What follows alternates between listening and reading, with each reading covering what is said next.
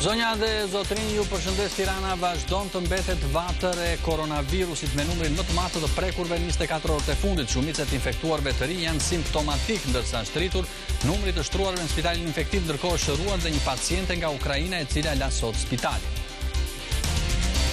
Ragib Hajdini, njohur si Daja, i cili është arrestuar për grabitje në miliona eurove në pistën e Rinasit, është dërguar në spital. Avokati i tij thotë se është në gjendje kritike, ndërsa familjarët pretendojnë se janë shkelur të drejtat në burg dhe kërkojnë që avokati i popullit të mbikëqyr veprimet e drejtorisë së burgjeve.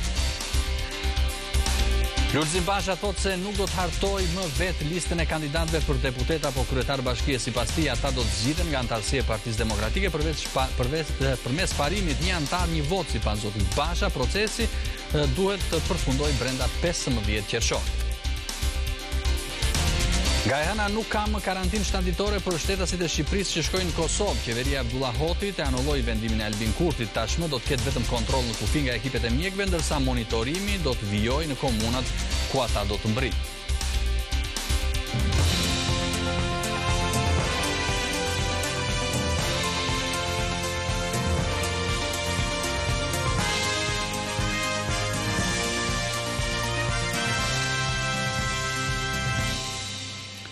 Tirana mbetet vatër e koronavirusit me numrin më të madh të prekurve 24 orët e fundit. Shumica e të infektuarve të rinj janë simptomatik, ndërsa është rritur numri të shtruarve në spitalin infektiv. Atje është shtruar dhe një mjek nga Durrësi, që është i pari në Shqipëri që riinfektohet nga COVID-19. 24 orët e fundit janë konfirmuar 14 raste pozitive me koronavirus. Tirana mbetet sërish vatër me numrin më të madh të rasteve, 10 në total, ndërsa 2 janë në Shkodër, 1 në Krujë dhe 1 në Durrës. Rastet e konfirmuara gjatë 24 orëve të fundit janë kontakte familjare të rasteve pozitive dhe disa prej tyre janë raste të reja në proces hetimi. Pjesa më e madhe të prekurve 24 orët e fundit janë simptomatik, domethënë me shenja klinike. Vijon të ketë shtrime të reja dhe rritje të rasteve në spitalin infektiv, ku aktualisht po trajtohen 30 pacient, 6 prej të cilëve janë në terapi intensive dhe 2 prej tyre janë tashmë të intubuar. Ministria e Shëndetësisë thotë se në 24 orët e fundit janë shëruar 13 qytetar, duke e çuar në 938 numrin e të shëruarve që nga fillimi i epidemisë. Në vendin tonë janë aktualisht 274 persona aktiv me COVID-19, rreth 70% e tyre janë në Tiranë. Ndërkohë në Shqipëri është shënuar dhe rasti i parë kur një i shëruar infektohet për herë të dytë nga koronavirusi, duke vënë në dyshim tezën se personat e shëruar nga COVID-19 zhvillojnë antitrupa dhe imunitet ndaj këtij virusi. Bëhet fjalë për një mjek infeksionist të spitalit të Durrësit. Ai u infektua fillimisht në fillim të marsit nga pacientja 73 vjeçare nga Shënavlashi, e cila humbi jetën duke regjistruar dhe viktimën e parë të COVID-19-s në Shqipëri, rreth një javë pas kthimit të saj nga Italia. Më 25 mars, ministria Ogerta Manastirliu dha lajmin se mjeku i Durrësit u shërua, pas rezultateve të 2 testeve të njëpasnjëshme për COVID-19 që dolën negativ. Pas vetë karantinimit, mjeku u kthye në punë, por këtë fundjavë ai është përballur rishtazim me virusin pasi është infektuar nga kontaktet familjare. E bia, e cila është mjeke në pavionin e sëmundjeve të brendshme në QSUT, duket se është infektuar atje, duke ja transmetuar edhe prindërve në Durrës. Vajza ishte pjesë e grupit të mjekëve vullnetar që shërbyen në Itali kundër COVID-19-s. Ajo nuk u prek gjatë shërbimit në Itali, por ditët e fundit, në vatrën e re që u zbulua në QSUT, aktualisht mjeku i ri infektuar, ndodhet nën kujdes mjekësor në spitalin infektiv. Spitalin e la sot edhe një shtetase nga Ukraina që u sëmur ditë më parë në Saran, në dalje nga spitali infektiv, e priste i fejuar i shqiptar me një tufë me lule. Le të ndjekim Rudina Muçën. Dashuria ime asgjë nuk na ndalon ne. Këto pusull Bruno Muska nga qyteti i Sarandës ja dedikoi të fejuarës së tij. Ajo fitoi betejën me COVID-19. Pas 15 ditësh, Julia Kornicka doli nga spitali infektiv. I dashur i zemrës me një tufë lule në dorë, priti me padurim për qafimin e saj. Sipas tyre, COVID-19 posh fal punës së mirë që bën bluzat e bardha. Tu ka qenë shumë e lehtë për shkak se e kapëm në fillim sëmundjen. 3-4 ditët e para iku temperatura, pas 2-3 ditësh filloi të zhduket edhe kolla dhe tani mezi pret që të rikthehemi në shtëpi. I'm very happy. Jam shumë e lumtur, më shumë se e lumtur. Ishte shërbimi pranë spitalit? It's very nice stuff, like Ishte staf i shkëlqyer, duke filluar që nga infermierët e deri tek mjekët. Kujdeseshin shumë për ne. Bujari thot se partnerja e tij u infektua nga njerëz të papërgjegjshëm që ishin bartës të koronavirusit. I papërgjegjshëm në këtë rast, duke patur të gjitha simptomat, në vend që të largohej nga njerëzit, po ka shkuar dhe ka këmbgulur që të bënte një prerje flokësh, meqense Julia është hairdresser. Nga kjo ka marrë edhe sëmundje në fjalë. Kështu që është një mesazh shumë i fortë për ata të cilët kanë simptoma, në rast se ke simptomën, thjesht ri në shtëpi, mos tako njëri. Nuk e pse të dëmtosh një njeri, një familje dhe imagjino alarmua një qytet i gjithë. Ministri i Infrastrukturës dhe Energjisë njofton rinisjen e transportit publik i cili është ndërprer prej 3 muajsh për shkak të përhapjes koronavirusit. Duke nisur nga data 15 qershori, fillon transporti publik sipas protokollit miratuar nga SHP-ja, bën me dije ministria, ndërsa kapaciteti lejuar do të jetë 70% dhe gjithë pasagjerët duhet të jenë të pajisur me maska. Organizata Botërore e Shëndetësisë është tërhequr nga rekomandimi për të mos përdorur maska. OBSH-ja thotë se ato duhen mbajtur për të parandaluar përhapjen e koronavirusit edhe aty ku distancimi social nuk është i mundur. OBSH ka ndryshuar kurs për sa i takon maskave mbrojtëse. Ajo tani inkurajon njerëzit të mbajnë ato për të parandaluar përhapjen e koronavirusit. Publiku i përgjithshëm duhet përdor maska në zonat ku virusi po përhapet shpejt, tha OBSH, ose atje ku distancimi social nuk është i mundur.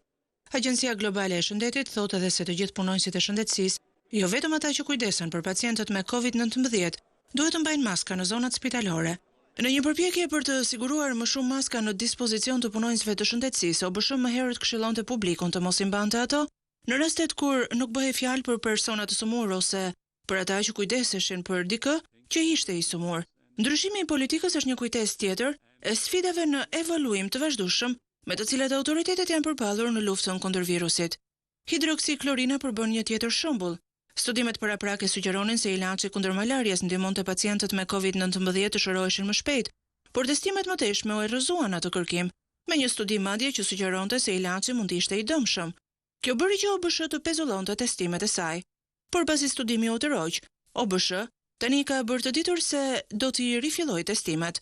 Ndërkohë Britania e Madhe i dha fund testimeve të saj të premten me kërkuesit që thanë se ilaçi nuk funksiononte kundër COVID-19-s. Në nxitime sipër për të zbuluar vaksinën nga tresat edhe mund të priten, por shkencëtarët paralajmërojnë se ka pak vend për gabime nëse duam që të kemi vaksinën në janar.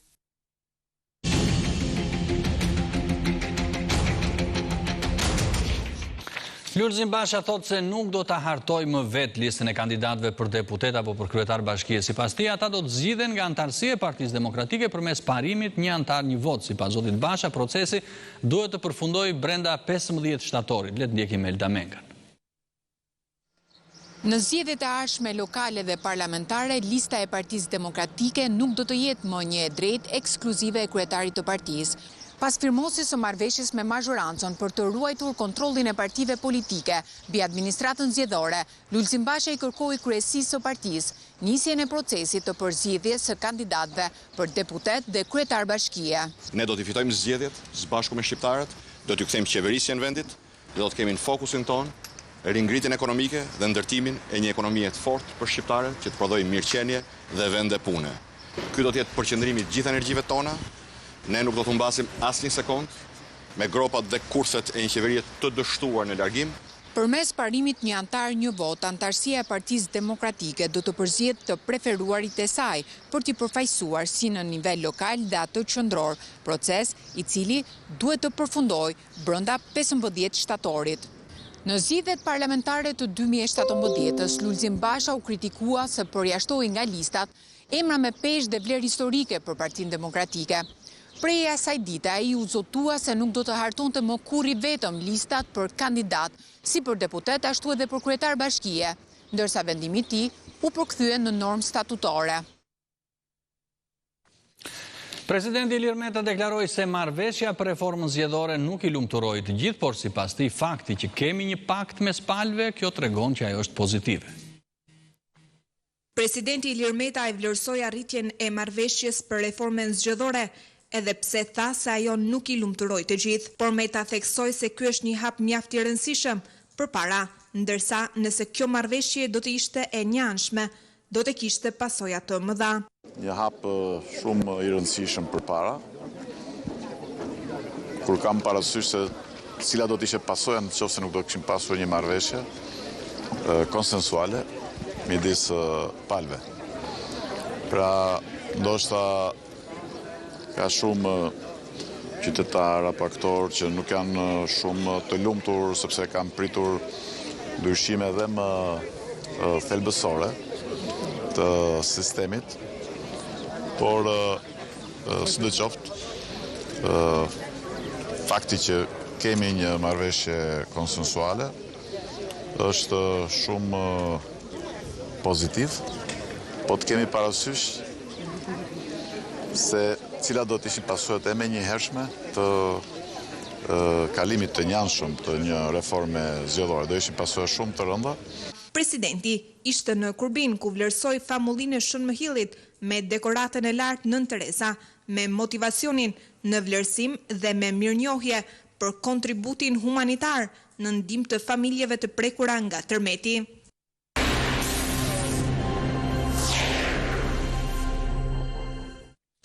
Ragib Hajdini, njohur si Daja, i cili është arrestuar për grabitjen e miliona eurove në pistën e Rinasit, u dërgua në spital. Avokati i tij thotë se është në gjendje kritike, ndërsa familjarët pretendojnë se janë shkelur të drejtat në burg dhe kërkojnë që avokati i popullit të mbikëqyr veprimet e drejtorisë së burgjeve. Familjarët dhe mbrojtësi i Ragib Hajdinit, një arrestuar për grabitjen disa milionëshe të Rinasit, kërkojnë që avokati i popullit të mbikëqyr veprimet e institucionit të burgjeve. Apeli jepet nga ambientet e spitalit ku 51 vjeçari i është nështruar terapis, por të afërmit këmbgulin se Hajdinit ju prekën të drejtat, që nga mosnjoftimi i familjes kura ju dërgua në spital, e deri tek refuzimi për të lejuar një të afërm që t'i qëndroj pranë. Mos ndoshta po përpiqen të parandalojnë një ratisje të mundshme, për sa kohë klienti juaj ka një akuzë të rëndë që e lidh atë me një grabitje të ndodhur në aeroport. Është absurditeti më i madh të mendosh për këtë, se rrezikshmëria shoqërore e një individi apo një qytetari, një personi të dyshuar lidhet me parametrat fizik dhe me gjendjen e funksionimit. Se sa është i mundur, ai person nuk lëviz më nga krevati dhe jo të përbëjë rrezik në rastin konkret të fshihet të timit apo të arratiset. Kam folur me doktorin, është tumor, është shumë i rrallë, është pothuajse i pashërueshëm, domethënë nuk ekziston ndonjë terapi që mundet me poshtë, edhe po tjetë moshën 20 vjeçare është shumë problem. Domethënë, gjendet në krevat nuk është i aftë, shishen me kap me pijoj. E ju çfarë kërkoni? Na kërkojmë vetëm që tjetë dikush afër, që ti sjell pak ujë, asgjë më shumë. Por Ragib Hajdini, etiketuar nga një penduar si Daja, u identifikua si njeriu që ishte takuar me Admir Muratajn, e kishin bërë plan për të kryer sulmin në aeroport, prej nga ku rrëmbyen rreth 6 milion euro. Admir Murataj mbeti i vrarë gjatë ndjekjes, ndërsa gjatë hetimeve u arrestuan njëri pas tjetrit 6 bashkëpunëtor. Dy të fundit, vëllezërit Klement dhe Eldi Çala, përfunduan në qeli gjatë situatës së pandemisë, ndërkohë që vazhdon të jetë në kërkim edhe një tjetër i dyshuar. Policia ka zbuluar shuma të vogla eurosh, por që janë tepër larg zbulimit të ngarkesës me euro, që ishte planifikuar të transportohej jashtë vendit, por që u rrëmbyen nga një grabitës, që ishin maskuar si agent të hetimit tatimor. Kjo e diel ishte dita e parë zyrtare e nisjes së plazhit. Heqja e masave kufizuese dhe moti i ngrohtë bëri që të ishin të shumtë ata që zbritën në Vlorë.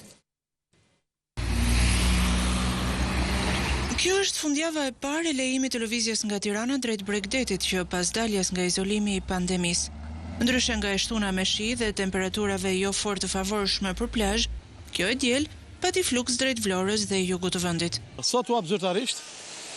Inshallah vazhdo fshu dhe mos u mbyll, jetë një behar i mbar. Pa shezllone kështu. Këtë çadra që njerëzit të mbajnë atë distancën që është vendosur nga organet kompetente. Kemi ardhur këtë javë. Shpresojmë ndërrimi, jemi pensionista, jemi dhe pa qef shumë, po dielli na bën mirë, prandaj kemi ardhur këtu. Këtu do pushojmë. Deri inshallah largohet dhe ky virus Edhe do kalojmë ditë bukura besoj, Qershorin, Korrikun, Gushtin, këtu I kemi të menduar për t'i kaluar. Sot është ditë e bukur si gjuhë. Është gjunat mos vishëm trash. Do vazhdoni të vile? Pa s'bëhet fjalë fare. Se bëjmë si vjetë plazh, ne kemi. Si janë kushtet për në plazh? Jemi rrit. Për pjesën më të madhe vendas, por edhe të huaj. Kjo ishte dita e parë e marrjes së rrezeve. Fundjava e parë e lirë dhe si destinacion zgjedhëm Vlorën, pasi ky qytet ngjan si në ushqim edhe në breg me Italinë e Jugut ku unë jetoj. Për qytetin e Vlorës, kjo ishte dita e parë me shumë pushues, të cilët mungonin prej 3 muajsh për shkak të izolimit nga pandemia. Plazhi nisi gjithashtu dhe ngjirin e Lalzit, një nga destinacionet më të frekuentuara në bregdetin e Adriatikut. Gjiri I Lalzit me plazhet e tij është nga më të frekuentuarit në bregdetin e Adriatikut, po këtë fundjavë qershori, pushuesit janë ende të pakt. Për këtë vit, sot e nisa plazhin. Mirë, jo keq. Menduam se do ishte shi keq, por është mirë. Ke larë sot? Pak.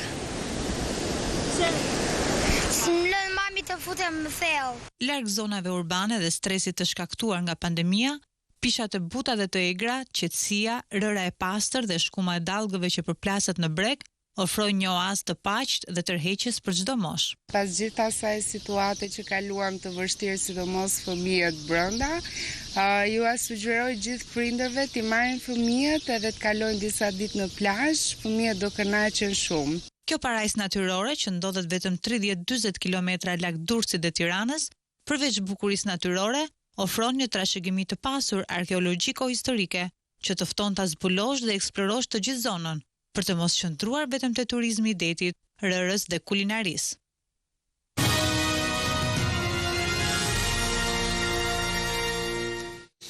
Në ditën botërore të sigurisë së ushqimit, shqiptarët thonë se janë të pasigurt nga produktet që konsumojnë, ndërkohë ekspertët bëjnë thirrje për kujdes me pesticidet dhe mishin e importit. Le të ndjekim Brundina Muçën. 7 qershori shënon ditën ndërkombëtare të sigurisë ushqimore.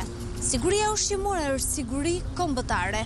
Për këtë arsye Top Channel ka realizuar investigime të shumta që lidhen me ushqimet që janë në tregun tonë. Kemi gjetur produkte ushqimore të skaduara në raftet e marketeve, kemi publikuar mashtrimet e fabrikave të përpunimit të qumështit dhe mishit. Kemi qenë të parë që zbuluan formulën e verës me kimikate.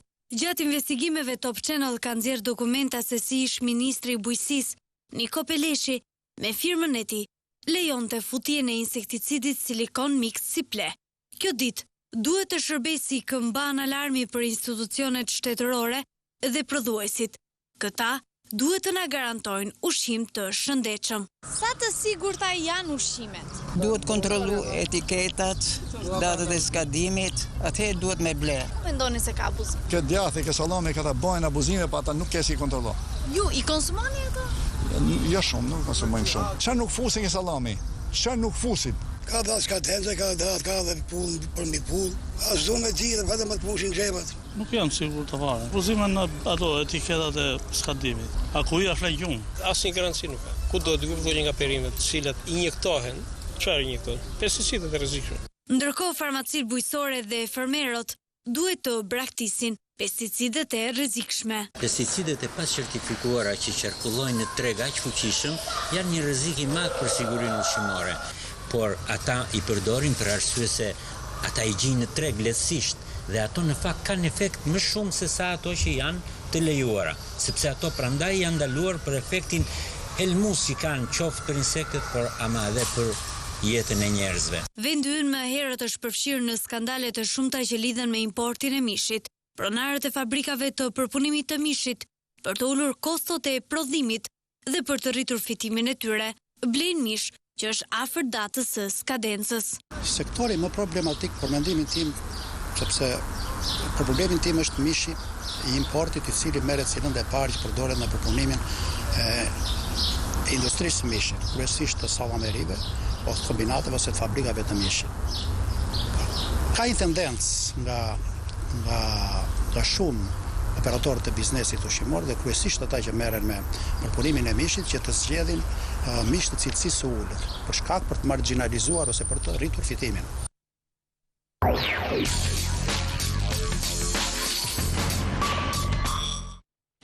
Nga ana nuk ka më karantinë 7 ditore për shtetasit e Shqipërisë që shkojnë në Kosovë. Qeveria Abdullah Hotit anulloi vendimin e Albin Kurtit. Tashmë do të ketë vetëm kontroll në kufi nga ekipet e mjekëve, ndërsa monitorimi do të vijojë në komunat ku ata do të mbrinë. Qeveria e Kosovës u mblodh sërish të dielën dhe miratoi disa masa lehtësuese të rekomanduara nga Instituti Kombëtar i Shëndetësisë Publike. Kështu nga e hëna, qytetarët që hyjnë në Kosovë përmes kufive të Qershor nuk do të vetë izolohen për 7 ditë, por do të kontrollohen në kufi nga ekipet mjekësore. Do të merren të dhënat dhe më pas qendrat e mjekësisë familjare në komunat përkatëse do të monitorojnë gjendjen e tyre. Në këtë mënyrë do të mundësohet lëvizja e lirë e qytetarëve dhe mallrave, veçanërisht e atyre që hyjnë në Kosovë nga Shqipëria, por edhe nga Lugina e Preshevës.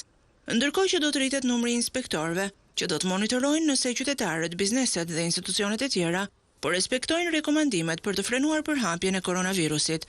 Po ashtu nga 8 Qershori, qeveria e Kosovës vendosi që të heqë dhe orarin e kufizimit të lëvizjes së qytetarëve nga ora 21 deri në orën 5 të mëngjesit. Do të fillojnë ndërkaqe dhe konsultimet me autoritetin e aviacionit civil për të parë mundësinë e rifillimit të transportit ajror. Sipas të dhënave të fundit, në Kosovë janë regjistruar 1194 raste me koronavirus dhe 884 pacientë janë shëruar, ndërsa 31 të tjerë kanë humbur jetën.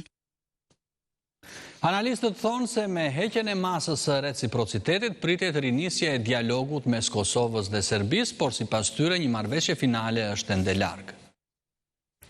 Heqja e masave të reciprocitetit një ditë më parë nga qeveria Hoti pritet të rikthejë në tryezën e bisedimeve pas 2 vitesh Kosovën dhe Serbinë, ndonse kërkohet intensifikimi i negociatave dhe është përmendur muaji shtator si afati optimal për arritjen e marrëveshjes përfundimtare. Një gjë e tillë nga ekspertët shihet si vështirë e realizueshme. Kërkuesja e Institutit Demokratik të Kosovës, Violeta Haxholli, thot për Kosova Press se çështjet e shumta të pasgjetura me Serbinë e bëjnë të vështirë parashikimin për arritjen e një marrëveshjes finale. Është e vështirë të parashikohet ndonjë afat për shkak se flitet për një marrëveshje finale ku do të përmbyllen shumë çështje. Kosova dhe Serbia kanë mos pajtime të mëdha në shumë çështje, dim se Serbia ka edhe pretendime ndaj Kosovës. Ndërsa Besnik Vasolli, analist politik, thot se Kosova nuk duhet të mbahet pengi afateve kohore. Negociatat duhet të vazhdojnë, duhet të bëhen në frym të mirëbesimit të gjitha palëve, por nuk duhet të bëhemi pengi afateve kohore patjetër. Domthonë nuk ka arsye të themi që deri në shtator të përfundoj se ndryshe çka do të ndodh. Pse është shtatori aq i rëndësishëm? Nuk e kemi të qartë asnjëri prej neve. Të tjerë ekspertë mendojnë se Kosova duhet fokusohet më shumë tek thelbi i marrëveshjes sesa tek afati i përmbylljes së saj. Dialogu Kosovë-Serbi ka filluar që në vitin 2011. 2 vitet e fundit ka patur një rol më aktiv në të Shtetet e Bashkuara të Amerikës dhe në qarqe të ndryshme ndërkombëtare. Kërkohet që marrëveshja ligjërisht e obligueshme për të dyja vendet të arrihet brenda këtij viti.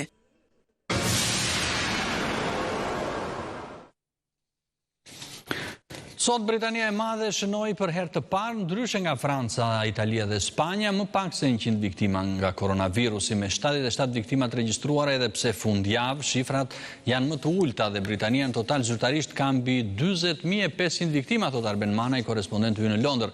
Arben, përshëndes, si do ta përshkruaj ti gjendjen e pandemisë në këto momente aty në Britani? Ilir, shifrat janë të tilla, si shtat dhe juve, 77 të vdekur në mbar Britaninë.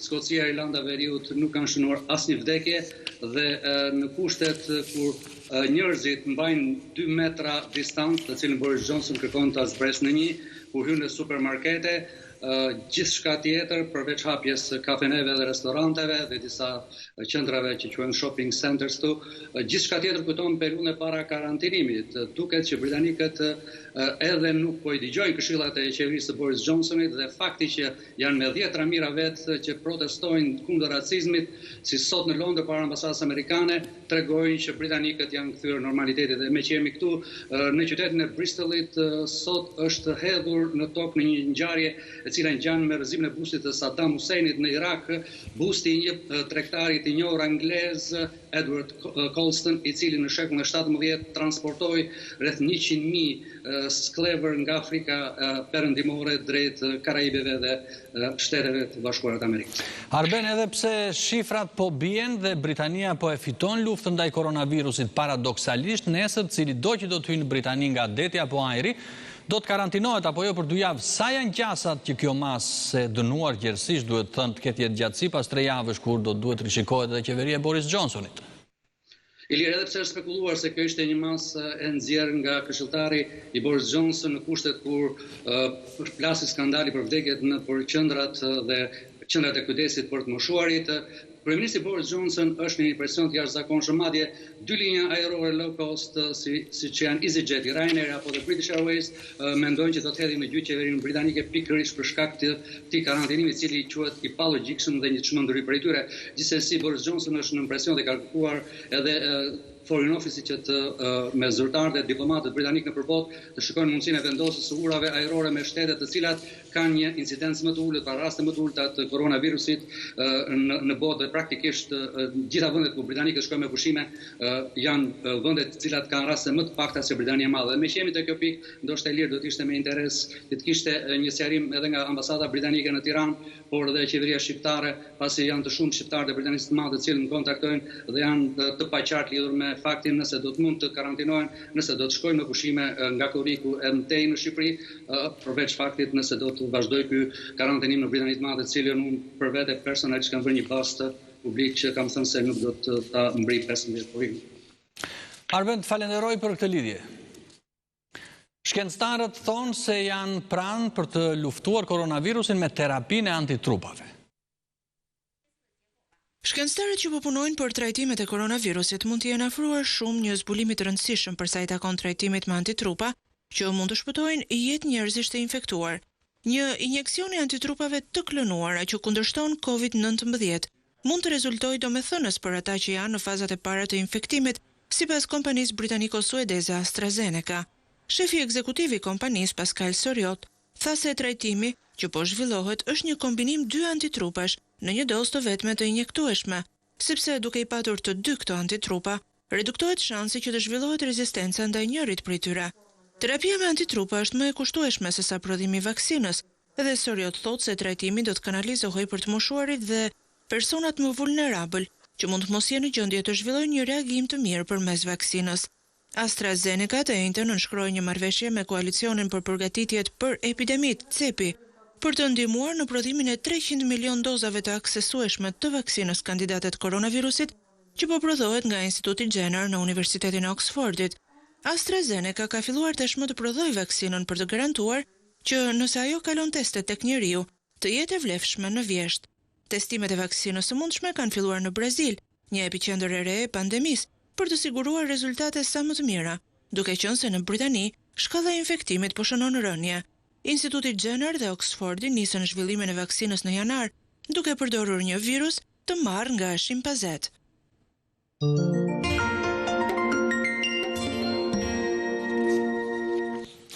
Ekskluziv sjell sonde në mbrëmje rrëfimin e disa prej aktorëve që u ngjitën për dekada në skenën e teatrit kombëtar që sot nuk është më. Ata tregojnë për shfaqjen e parë, incidentet apo të qeshurat.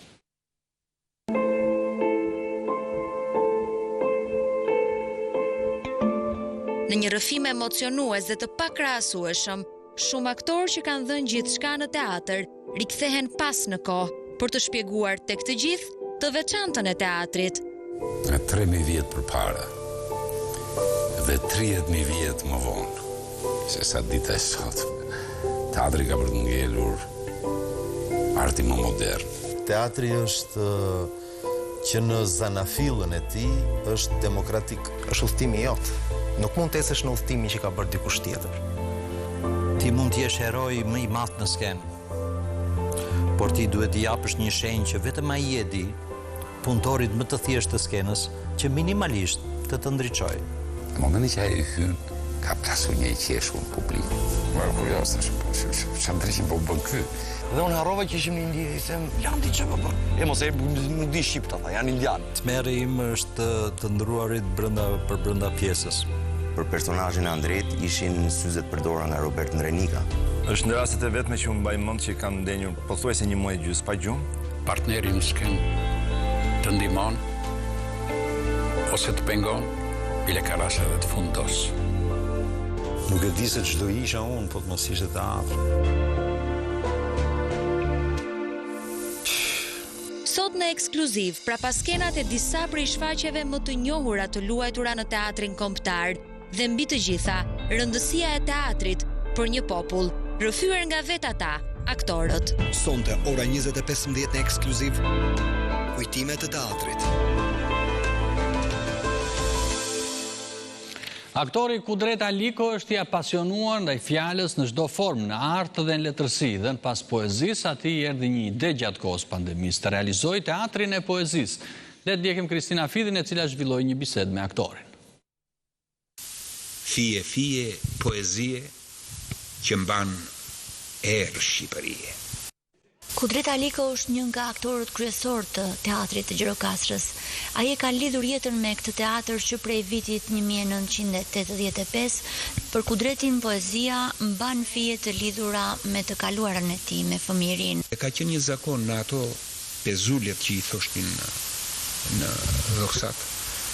Në kohën e verës mblidheshin mbi 15-20 veta dhe kur tregonte një histori nga që Kokoli apo Sotir Kosta, nuk mund të guxojë as të kolliteshe. Kudret Aliko është dëshmitar i shumë zhvillimeve që kanë ndodhur në art, në poezi, në atë që arti i ka transmetuar publikut. Një libër i mirë, një autor i mirë, është shumë i kërkuar.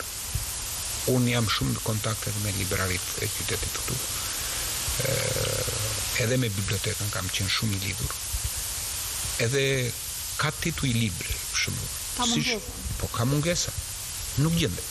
Siç nuk gjendet poezia e Ali Aslanit.